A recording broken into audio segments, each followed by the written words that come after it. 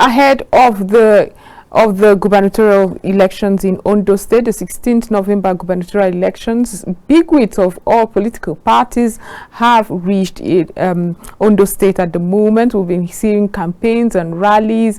National chairmen of political parties seem to be having a field time, but this is an off-season election where, while there's all this happening, the campaign activities, well, there's also a lot of issues around there. Political parties are already crying foul. Civil society organizations like Yaga Africa, during their pre-election media parley, also had something to say about voter inducement already rife, as some voters are already getting, some electorates are already getting as much as 3 to 5,000 naira in voter inducement.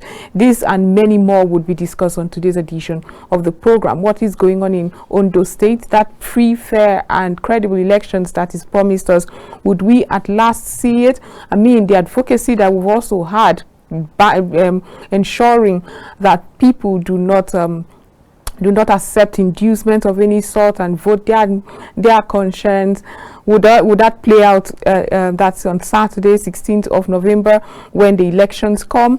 We also saw that the family of the late governor, Governor Ayedatiwa, who passed on while in office, refused to support their former deputy president, supporting the SDP candidate as well. Would that also affect the emergence of the deputy Ayedatiwa, who took over and is the incumbent governor at the moment? PDP is also crying foul. Some candidates have also asked that the court strikes out Ayedatiwa's name in the ballot. So much to discuss. Stay with us. We'll go for a short break. When we return, we'll also join someone who is already on ground observing activities of the elections from Ondo State, who will be joining us virtually to have this conversation. So stay tuned. We'll be right back.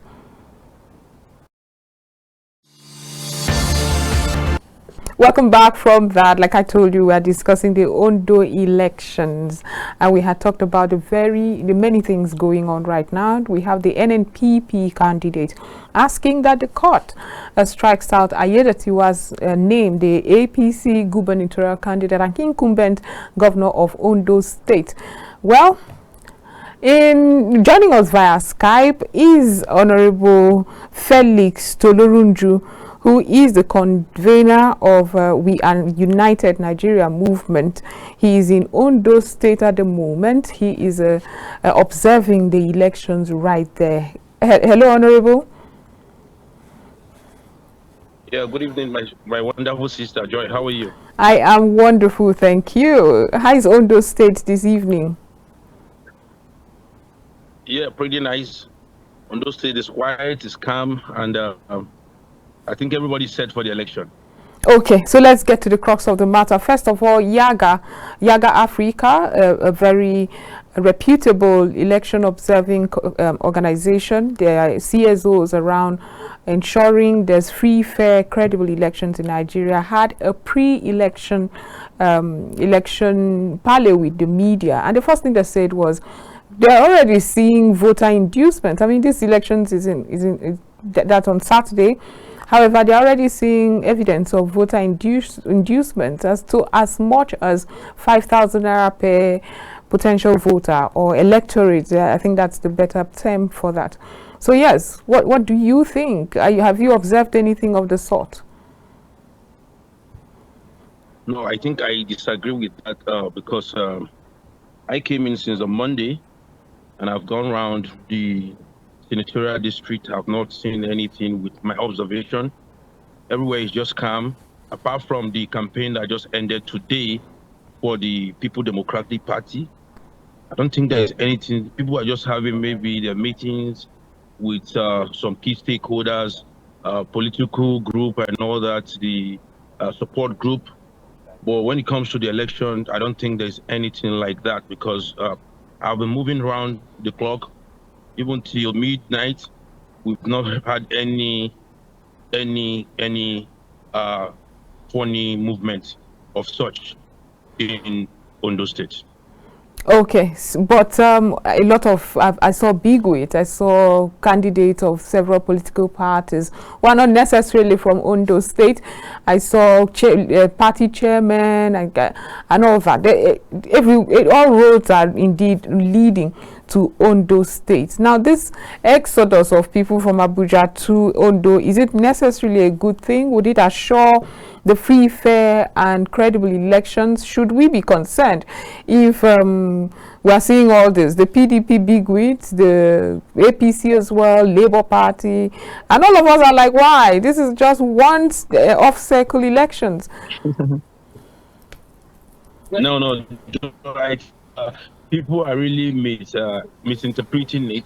It's a tradition for most political parties to support their governorship candidates whenever the election is coming up. They go in there in full time, give the necessary support, and go back because they can't vote in the state. But what they do is to come, give the necessary support, speak to the audience, beg them to give their vote to the candidate, that they can assure them that the candidate will do what is intended to do for the people, and they go back. So I don't think there's anything that is contradicting. It's a normal tradition of most political parties to give a support to any of their candidates. And it's a welcome idea for them. It has been a tradition. It's not a problem. The major thing is let's go to the election ground and do the necessary voting and to observe as well. When the people get to the polling unit, that is when we can now tell you these are the things that is happening in Ondo State. But as of today, everywhere is cool and calm. Apart from the political meetings that they are having, I have not seen any strange movements. And the security are ready as well. Okay, we also read that the PDP in the state has also cried foul, asking the INEC returning officer to resign her office, and that she allegedly is known for manipulating elections. Do you think this will make or mar the elections? Do you, in your observations, seen any credibility in that statement? No. I can't really. That is not unfair to the part of the party, because you can't jump into conclusion by saying that you already getting some feelers that the INEC rec is going to give a support or try to rig the election. That is totally not acceptable, because we are here to observe and we have not seen any foul play. So if any political party is crying, I think that is based on their own political campaign ground. But for us, being observer, we can't really agree to whatever the party is crying over until the day of the election. We see anything, we can speak.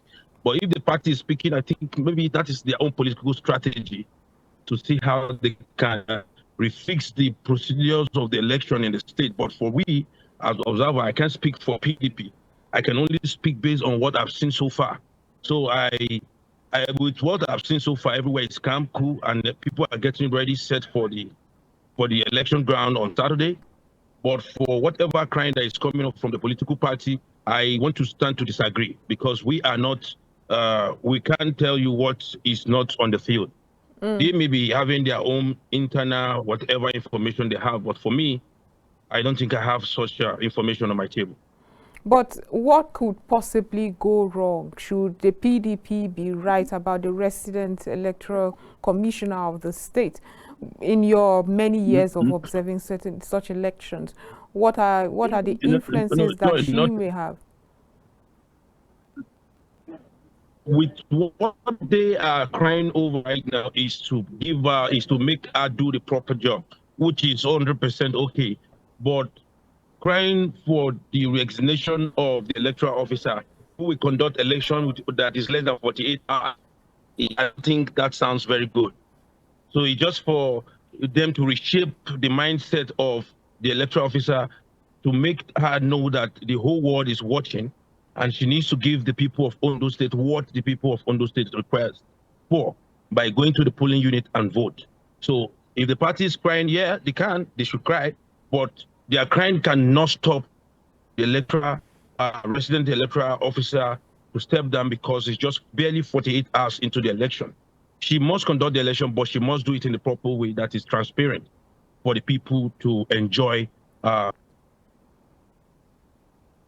If there's anything you would be concerned about looking at these elections and what's going on at the moment, what would it be? Because in elections like this, we've also recorded logistics problem from INEC's end. We've also recorded sometimes ad hoc staff that are not there, sensitive materials do not reach certain polling units and all that. Is there something that's also already concerning for you? Have you engaged with INEC, the umpire of this election, to ensure free, fair and credible elections? Emphasis on credible. Yeah, we did. I think in the morning I was in the CBN to oversee the electoral materials that will be leaving to various local government. Everybody were there to look at it, and they all signed for it because everything was transparent enough for all the observers, the party agent, and the INEC staff that are going to the local government that they are assigned to. So I just came up from another meeting. They did for all observers and other key stakeholders, which went well. You know that nobody can just come up with a cook story to tell you that they're not prepared. INEC is prepared because Edo election just barely ended. So most of the staff were moved into Ondo State to conduct the same election. If they're not prepared, it's just 2 states in Nigeria. And I don't think one of the states can give us problems. So we are already on ground. However, there were also State. dissenting voices after the Edo State elections. I know the governor for once cried foul, saying that a lot of discrepancies and irregularities during the conduct of that Edo State elections. I'm saying this because you seem very optimistic. Listening to you right now, you cannot assure us that anything can possibly go wrong. You seem to have it all fine. However, if you're comparing it to Edo, no. we didn't get all good reports from Edo State. Well, the people of Edo cried to some certain extent, but for we that are on ground now as observer, we have learned our mistake from the Edo. So we develop another model into Ondo State in order to checkmate every process of the election for the good people of Ondo State, so that what happened in Edo State will not repeat himself in Ondo State. And because of that, some of the observers came into Ondo State like a week into the election in order to check all the procedures and the processes of all the electoral officers and whoever that is involved in the election. And with what we have seen so far, Joy, I can guarantee you that something may come up on the election day. But for now, with what we have seen so far, I can tell you that everything is 100% ready for the election, and we have not seen any foul play in the election procedures so far. So nobody can jump into conclusion that what happened in Edo State will happen in Ondo State. I guess you're right. A lot of observers are in. Yes. I mean, we can't see the future. Because as I speak with you, they have about yeah, you can't until we get to the polling units. Now, quite recently, there was that announcement by INEC that over 223 the electorate had not collected their voters' card. That is quite concerning, and that's a lot. Are you afraid of voter apathy? Could this be because we have a lot of disinterest among the citizens of the state? Well, it's not an issue. If they have such, they didn't cry for long. They are crying now that the election, did they want to postpone the election that is just barely for the 8 hours? Not necessarily, but they were raising alarm that sometimes people were not coming to get their voter cards. Sometimes, Joy, we have to be sometimes we have to be very careful. You know how politics runs. Some people can be funding people to cry over what is not true until you do your verification. You understand? So, like we've gone around, we've interacted with the INEC, and we have not seen any discrepancy in the process that they have on ground. So, if anybody is crying out there, I think I would just say maybe it's been engineered by a political figure. But for we that we are external body, we are doing our own best. With all the information gathered so far, we have not seen any wrongdoing. in the process for now.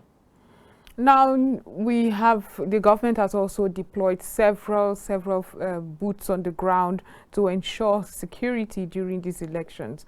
I'll just move away from this. I mean, we keep talking about how much security presence is, and we also have our reservations because sometimes those who are supposed to ensure there is security also are compromised. So with the police and law enforcement presence, are you confident that we will have that security, or it also exposes them for compromise to thwart the people's will? No, most times you don't say the police, the security cannot compromise the will of people. We've had that. I mean, the general elections was glaring. We had videos to show, in fact. That was then. That was then. As of today, we have 123 observers in the states, which is more. This is the first time they are having for a whole governorship election of a state. So we cannot jump into conclusion. The security are much, yes. You know, the presence of the security will make the tension come down a little bit. Come down for the people or to get do the high. right thing. So, no. Because Honorable, I really want to know. Close. Sometimes when you see security presence, an average Nigeria is skeptical. No. What they said is they are just going to be outside the environment of the voting. I hope you understand it. According to the Electoral Act, they are to stay certain feet. Yes, they're going to be far away from the polling unit. But the presence is needed because you know the terrain of the election, the boundary of the election is so beclouded that it can cause a lot of issues. So the presence of the security will make the tension drop. I hope you understand it. So it's a welcome idea. We should appreciate. Yes, we should appreciate the security for giving this kind of hand. You understand it? So the major thing is, let's go into the election, then we jump into conclusion. People are already educating their people. Go in there and vote. The security are not there to distract you. They are just there to protect you. So I don't think there is anything they've done that is not okay for what we have seen so far. Honorable, one more question, and I mean this may be sensationalizing it all, but it's very interesting. I had mentioned earlier that the family of the late governor of Ondo State, Akeredolu, is supporting the SDP candidate. Did you find that funny? I mean, I know there's always been that rift between Akeredolu and Ayedatiwa, but is it not funny that they're coming out, they're asking people to support an SDP candidate when Akeredolu himself died an APC member? Well, that is an internal issue. We must be very diplomatic in whatever we jump into conclusion for. One, who are the family? Is the family, are they going to take the decision of the deceased person? I like to think Akeredolu enjoys some influence among people, and so his family by extension would also enjoy that kind of influence. They spent 2 years together as a working team. They barely spent 2 years together as a working team. So the relationship they had, you don't know. So just allow whatever that is going on in the environment should play, because if we jump into their internal issues, we'll misinterpret most of the things that we are seeing on social media. If the family choose to support any other person, yes, it's fine by them. You know, they want to move on. They don't want to remain with the same person. For the fact that you work under me should not be that the family should be loyal to you. So we must be very diplomatic with whatever we want to discuss. No, you are being very diplomatic. You are being the typical politician. You are being very diplomatic. Now I'm putting you on the spot again. I would like you, who do you think, having been around Ondo State, felt the pulse of the people, who do you think has the biggest chance? All of them stand a better chance to win the election. That's just the basic. That's until on Saturday when me. the people decide. Yeah. No, it's not political, because you don't expect me as an observer to tell you that so-so person is leading so-so person. No, all of them have good candidates. They are credible. I mean, why not? I'm talking about an observer who has observed the pulse of the people. Where is this tilting to? the Nigerian supporters are more or less like anywhere they see the candidate, they jump at the candidate. Anywhere they see candidate, they jump at candidate. That has been what has been playing I've from always the day I came asked, into Ondo every State. campaign, So is always filled up, and I wonder if you are filled up here, is it the same crowd that goes to the next campaign? it's the same crowd, so it's the same joy. It's the same crowd, so that's why you can't just jump into conclusion. Most people are hungry in Nigeria as of today. If you give them 2,000 naira, they will wear your cap. If you ask them to leave this place and jump to this side too, they'll still wear the same cap. The only reason or the only base that you have to jump into conclusion is after the election. After So the that let the choice elections. of the people speak. Okay. The election, yeah. You're being very political. I appreciate that, but thank you so much for being part of the program. We would continue this conversation when you return to Abuja, but thank you, and I hope that you stay safe. And I want resolutions, or I want to hear everything that happened when you return. Safe trip. Do have a wonderful time. No problem. Thank you. Thank you so much, and thank you, viewers. Thank you. Yeah. So we have been discussing with Honorable Felix Tolorunju, who is the convener We Are United Nigeria Movement. At this point, we'll just go for a short break. When we come back, we'll also connect with yet another person in Ondo State, this time the IPAC chairman, Ondo State, or Delta State rather, who is in Ondo at the moment, who will tell us a lot about what's going on. So stay tuned, we'll be right back. Welcome back from that. Technical issues will not let us connect with our other guest, the IPAC chairman of Delta State, who is also in Edo State to observe what's going on and also have input to better elections moving forward. I beg your pardon. But before we do that, I will just still try to do that, make that connection. I want to just have a conversation to look at this 220, over 220 uncollected PVCs, as it's such an issue, one that brings to bear the level of apathy that often happen. And one will wonder what could be causing this apathy. Could it be having looked at the just concluded general elections? Is it still just? I mean, they concluded last year's general elections. And the conduct of that elections, the disappointment that some people had in spite of the preparations that went before the elections, how a lot of, we recorded all the discrepancies you can think of. Maybe not as much insecurity or security, the volatility in the security that we often do. In that regard, I must say, yes, we did well. There's this heightened voter awareness where Nigerians know better and comported themselves. We also saw a lot of young people happy to vote for the first time. And we recorded, amidst all of this voter inducement, we recorded a lot of people who used their office and obviously were compromised, some even captured on camera. So those disappointments, has it affected the off-cycle elections? That pre-election parley that Yaga Africa just had with the media is also very concerning, to know that we are still handing out cash or just anything to induce Nigerians to vote a certain way. And how can this be an electoral process to moving forward? How can this reflect where Nigeria is? This is after we watched the just concluded US elections. We saw how seamless it was, how calm it was. People strolled in and casted their vote, strolled out, hitch free. When can we achieve that? What's going on with us if indeed Yaga's report of voter inducement is true? And what would make us get to that place where we shun voter inducement? We've also had issues with governance. And so if you got money year one, 4 years after you got money, and you're not seeing sustainable development in your community, maybe it's time you think of another strategy. Maybe collecting money is not working.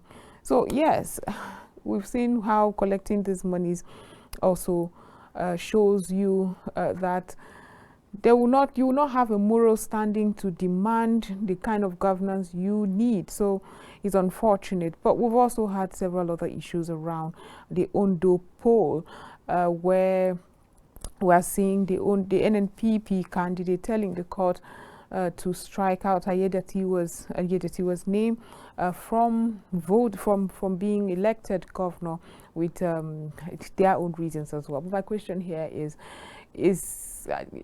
it that we always have to run to the courts?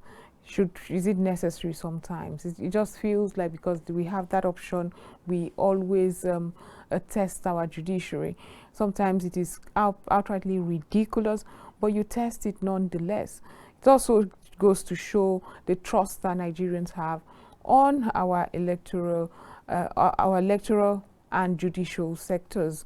What is going on to ensure that you do not just get trumped up things. We've seen it do happen, and so they test it. Just maybe you can get a judge who would go ahead and strike out the name, to see you come emerge in his stance. We've had ridiculous court cases like that, court verdicts like that, no apologies. So, well, according to the NNPP candidate, who his name is Benga Edema, sought the order of the court to compel the Independent National Electoral Commission to immediately withdraw the nomination and the publication of the names of Governor Lucky Ayedatiwa of the All Progressive Congress and his deputy as candidate. Okay, so the Independent National Electoral Commission, the All Progressive Congress, Lucky Irimishang Ayedatiwa and his deputy were asked to withdraw their names within 7 days after service of this summon on them, inclusive of the day of such service, cause an appearance to enter for them, which issued the application that Honorable Olubenga Edema and the New Nigeria People's Party are interested in the interpretation and application of Section 15 of the third schedule to Constitution of the Federal Republic of Nigeria. According to him, the timetable and schedule of activities issued by the Independent National Electoral Commission for Ondo State 2024 governorship election, as well as other relevant laws and constitutional provisions, were not adhered to, and in spite of the clear mandate. That is indeed one side to it. Not to mention, sensitive materials have arrived local government, and as it is the tradition, observers, stakeholders, political parties, candidates were invited to come and observe the distribution of these sensitive materials to several state and local government areas and polling units at the time. This is what is always attainable during our elections. However, we still record, in spite of this, you will see lateness of sensitive materials to those polling units, in spite of the preparations that often happen. So it's interesting to know how it would eventually pan out on Saturday. I'm excited. I would really love to know, but the alarm that was raised by the People's Democratic Party that Toyin Babalola, the state resident electoral commission, who be removed, that's another place. I remember before the Rivers State elections, the same thing happened. The PDP did not have trust on the state resident commissioner as well, electoral commissioner as well. But when is it going too far with these issues? It seems like there's no sanity when it comes to our electioneering process, because no one person is happy with whoever is manning that place. You always cry foul and start screaming and kicking. that whoever the resident electoral commissioner is will not conduct the elections and be free, fair, and transparent in the dealings. However, he is but one individual. If the institutions are strong enough and the voting, if the polling units all are adhering to the Constitution and the Electoral Act, why are we looking at the resident electoral commission? Her job, in this case a woman, is just to ensure that sensitive materials and everything needed to run this election in the state is indeed done smoothly. So how can we strengthen our electoral and electioneering process to a point where you don't look at one individual to say she's going to influence it, she's going to ensure that it doesn't go your way? But I won't blame them also, because I mean, we also saw what happened some time ago in Adamawa State. That's still fresh in our minds, where election results were announced even before some election materials or results sheet got to the rec at the time. We all remember that. So indeed, it could make or mar an elections, but I'm just hoping that we get that sanity necessary. I wish we could have had that richer conversation where we got the IPAC chairman Delta State to also give us what he thought about INEC's involvement, what he thought about political parties already financially inducing electorate. It would have been wonderful to hear his thoughts on the conduct of it. Is he confident that we would have sanity in that elections that it's going on there? It would have been nice to hear that. Unfortunately, we were unable to connect with him. I guess we'll still have to bring that conversation here, so we have once and for all what he is thinking. Because, you know, when you look at the political parties in Nigeria and the role they play in ensuring free, fair, and credible elections, it is really sad, very sad, especially because we see personal interests come above every other thing, above even the sanity of the people. The people's will is often stumbled on without thoughts, without root cause. Nobody cares. You just do it knowing that there will be no implications. INEC had some time ago thought of, the conversation really had been how we can get an electoral court, one that prosecutes electoral offenses. I don't know how effective that would be, because we've seen perpetrators of electoral offenses go free because they have one person or the other who makes that call to say, you know what, that's somebody I know. I mean, I'm just supposing that's how those conversations go. That's somebody I know, release him. And no matter how severe the offense is, in a couple of days the person is out, and so he mobilizes again 4 years after to perpetrate some more. Even with that document, we all celebrated the Nigeria's Electoral Act, where we were so happy and thinking, oh, at last it gives us a clear idea of what the rules are. Apparently not. It did not do justice to that. But this is where we'll draw the curtains on today. I'm hoping that tomorrow we'll still expand this conversation around Ondo elections. We'll continue and then maybe get all the people necessary to come discuss the very important elections of ours, giving us a clear idea of this, if these elections can moving forward be the picture perfect elections that Nigeria can beat their chest to say we too can have a free, fair, credible, transparent elections, hitch-free elections, one that has no security issues in them, one that has no court cases, litigations afterwards, one that the world can see this is the clear-cut will of the people. That above everything is what we all pray for. We need to strengthen our democracy. We need to live a democracy that our children can march on with. one that reflects above everything the needs of the people. And for those listening to and watching me from Ondo State, this is a very important decision you're making. The next 4 years of your life depends on this. People always say, you go to get a 4-year degree, you come out and you beat your chest that what you have done so far, what the decision you made has culminated to this. The decision you make on Saturday is everything to you for the next 4 years.